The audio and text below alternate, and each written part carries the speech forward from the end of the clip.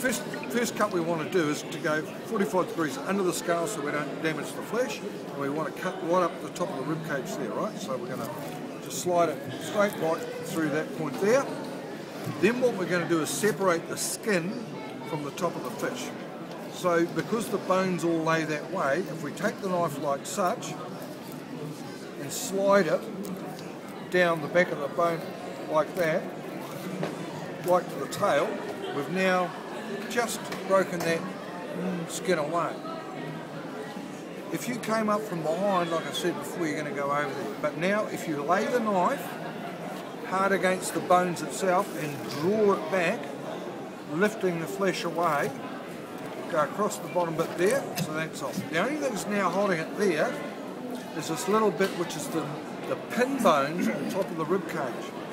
So all we're going to do is just lever the knife like that, and then we're going to draw the knife again back towards us. It's going to slide over those top of those rib cage. And there we go, we've got pin bones nicked. There's no flesh left on that rib cage. We haven't damaged any of the gut, so there's no gut juices on it at all. That's ready to go.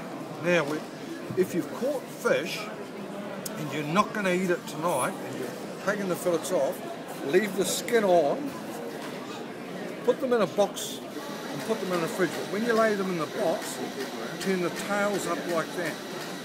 Because when they lay open like that, all the cell structure's relaxed and all that moisture comes out. So that's why you've got a plate of juice the next day. Fold up the tails like that, you're going to stop 80% of your moisture off, and it's retaining the flavour within it. So you only fillet your fish, skin and bone it, sorry, when you're ready to eat it. If you look at that knife blade there, you'll see how dull it is on the edge. That's all fat. That's why these snapper now are the best eating fishes, simply because they're full of body fat to get them over winter. So we're going to have to wipe that off, because if you don't wipe the blade, the knife sticks.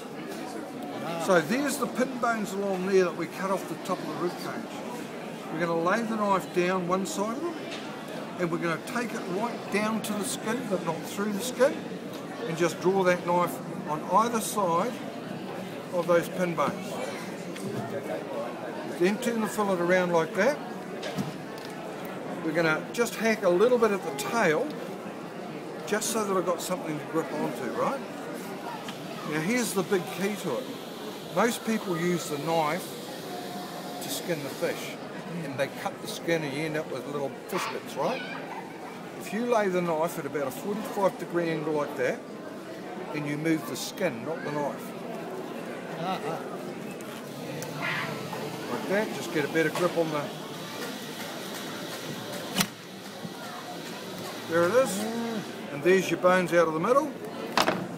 So your fillet's ready to eat. And all you want to do now is wipe that down with a bit of handy towel. Never wash it in fresh water, just wipe it with handy towel, because there's no gut juices, it's only Mother Nature's flavour on it. Now when you come to cook it, get a plastic bag, put a little bit of corn flour in there. Not normal flour, corn flour is more refined. If you've cooked your fish, as most people do, skin down like that, you notice that sometimes you get that little white juice around the edge. Well, you've stuffed it. You've actually cooked the protein out of it. And the reason is, the cell structure at the top, remember I told you to turn those tails up, close it. Cooking it like that relaxes it and allows the juices to flow out. On this side you can see the membrane. So when that's been dusted in flour and cooked in oil and a bit of butter, it seals. I just plastic bag, drop it in. So when you drop that in, if you drop that into the plate that way, into the pan that way, it seals this all up and starts cooking through. Because it's got a membrane, therefore it's steaming itself as well as frying itself on the outside. You cook your fish until there's just that much translucent uncooked fish, right? Just about that much. You then flip it over, and that's beautiful crispy on the outside, and seal it for maybe a minute on the other side, and it's totally moist right throughout. No, you cook it, say a minute either. Oh no, a fillet that size I'd probably do 3 minutes on one side, and maybe a minute on the other, and that would be just beautifully cooked. Thank you.